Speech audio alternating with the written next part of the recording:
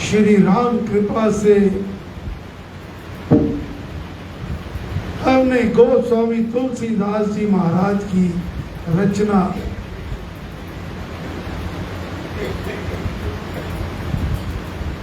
रघुवर तुमको मेरी लाज,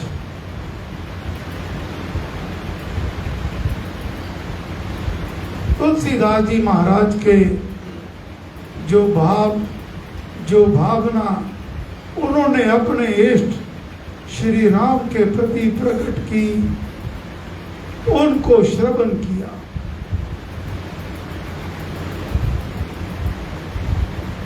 और अंत में क्या मांगा?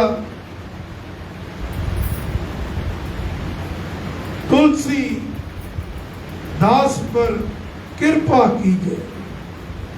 कोई धन दौलत नहीं मांगा, शोहरत नहीं मांगी, जश नहीं मांगा, मान नहीं मांगा, बढ़ाई नहीं मांगी,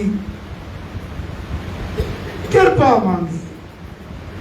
तुलसी दास पर कृपा कीजिए, भक्ति दान देहु आज।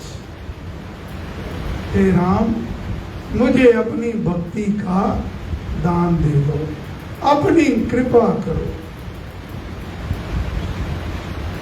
ये जो संतों की वाणी होती है,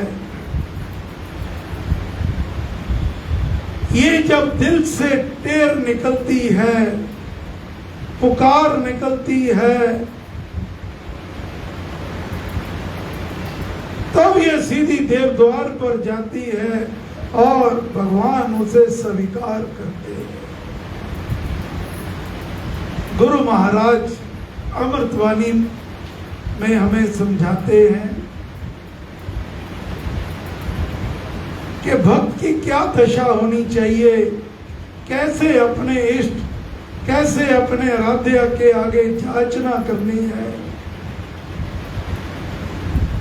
पर हूँ तेरा यह लिए टेर, चरण पड़े की रखियो में। उसे वास्ता दे रहे हैं कि हे राम, मैं तेरी चरण शरण में हूं, मेरे ऊपर कृपा करो। अपना आप विरुद्ध विचार दीजिए भगवन नाम प्यार। हे भगवान, ऐसी कृपा करो मेरे भीतर तेरे नाम के प्रति प्रीति जग जाए। संतों की एक शैली है, तुलसीदास जी महाराज ने भक्ति का दान मांगा, कृपा मांगी। वही स्वामी जी महाराज ने कहा, हे राम, मेरे ऊपर ऐसी कृपा करो, मुझे अपने नाम के, मेरी तेरे नाम में अटूट अनन्य प्रीति हो जाए। और जब प्रभु के नाम में प्रीति हो जाती है, तब मन निर्मल हो जाया करता है। दूसरों के प्रति ईर्ष्या द्वेष समाप्त हो जाती है। सब में अपने ईश्वर के दर्शन करते हैं और उनके हृदय में जब रघुनाथ जी बस जाते हैं, फिर उनके ऊपर श्री राम कृपा करते हैं। और जिसके ऊपर राम ने कृपा कर दी, फिर तो सभी देवी देवता, पूरी अनायत, सब अपनी कृपा दृष्टि से उसे निहाल कर देते हैं। गोस्वामी महाराज की वाणी श्री रामचरितमानस में, जा पर कृपा राम की होई, ता पर कृपा करे सब कोई। जा पर कृपा राम की होई, तापर कृपा करे सब कोई, जिनके कपट दंभ नहीं माया, तिनके हृदय वसु रघुराया। जिनके हृदय, जिनका मन निर्मल हो जाता है, उनके हृदय में रघुनाथ जी वास करते हैं, प्रभु श्री राम वास करते हैं। और जिन पर कृपा हो जाए तो उनको कोई भी संसारिक कष्ट दुख उन्हें छू भी नहीं सकता।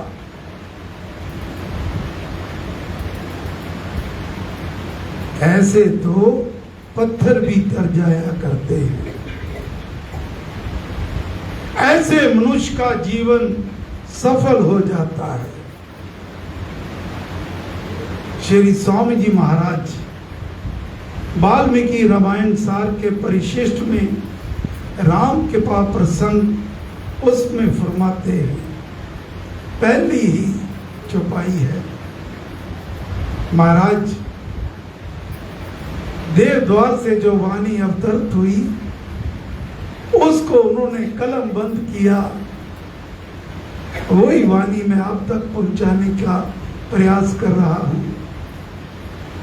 महाराज फरमाते हैं, राम कृपा कही सुख देनी, ताप पाप पातक हर लेनी, राम दया सब दोष नसावे, देव राम तभी जन पावे। राम कृपा से सभी प्रकार के सुखों की प्राप्ति होती है, स्थायी सुखों की। बाकी तो ये सांसारिक सुख तो चंद डूंगर हैं। एक सुख प्राप्त हुआ जिसके लिए आप जीवन भर तरसते रहे, क्षण भर के लिए उसका खुशी हुई, तभी दूसरे को देख लिया कि उसके पास तो ये है, बस दूसरे का दुख सुख देखा नहीं, स्वयं दुखी हो जाते। और जिसके ऊपर राम कृपा हो जाए, महाराज फरमाते हैं, उसके सभी प्रकार के ताप पाप दोष सब नष्ट हो जाते हैं। लेकिन शर्त वही है, ये राम कृपा कोई ऐसी चीज नहीं है कि मंदिर में जाओ, मैं तेरे दरबार में ये चढ़ा दूंगा, इतना दान दक्षिणा दूंगा, इतने भंडारे लगाऊंगा, ये करूंगा, और उसके बदले में आपको ये कृपा मिल जाए, ऐसा नहीं है। राम कृपा तभी होगी जब वह प्रभु श्री राम स्वयं कृपा करेंगे। देवे राम तभी जन पावे, उसकी इच्छा के बिना कुछ नहीं होता। परम पूजनीय श्री प्रेम जी महाराज, स्वामी जी महाराज के स्वरूप पिछले रविवार भी उनकी वाणी को हमने श्रवण किया था। महाराज हमें समझाते हैं कि राम कृपा पाने के लिए हमें क्या करना होगा, हम क्या करें, ऐसा क्या करें कि हम प्रभु श्री राम की कृपा के पात्र हो जाएं।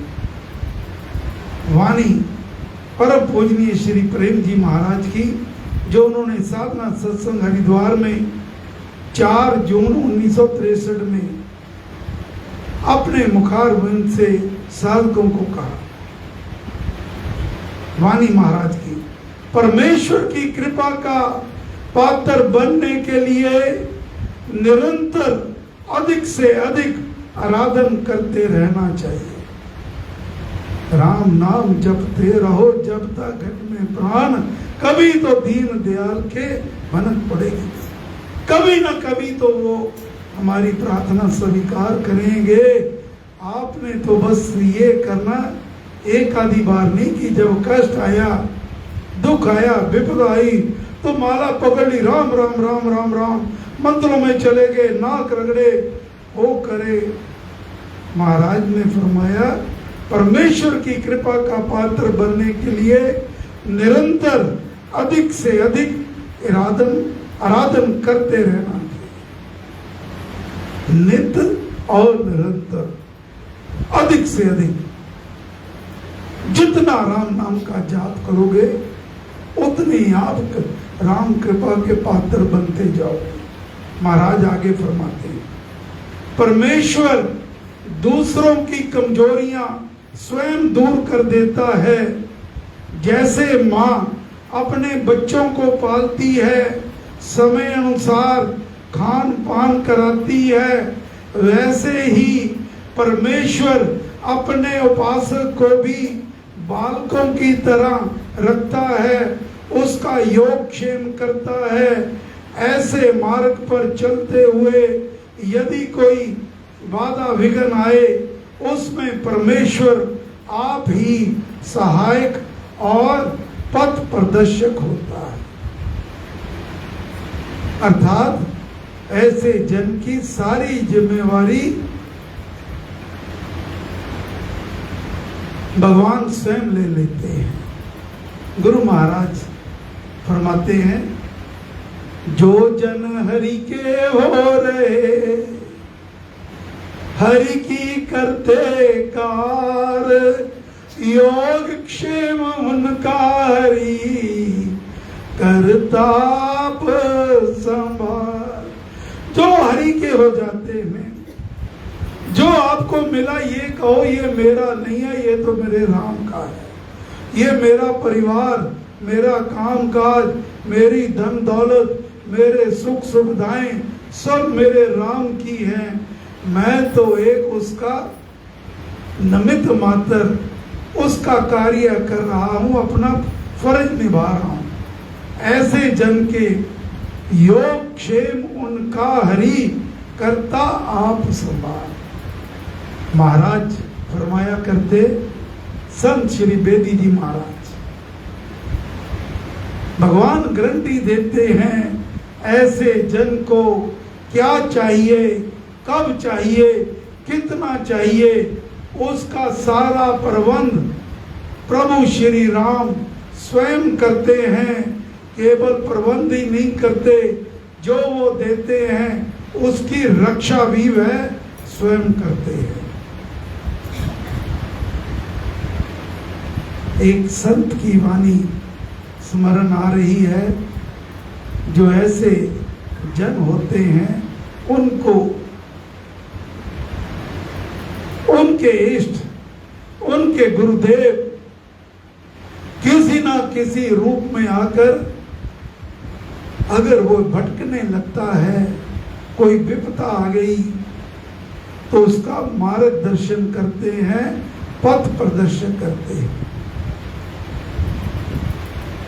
वाणी है राम के सच्चे भक्तों को, राम के सच्चे भक्तों को पग पग पे सहारा मिलता है।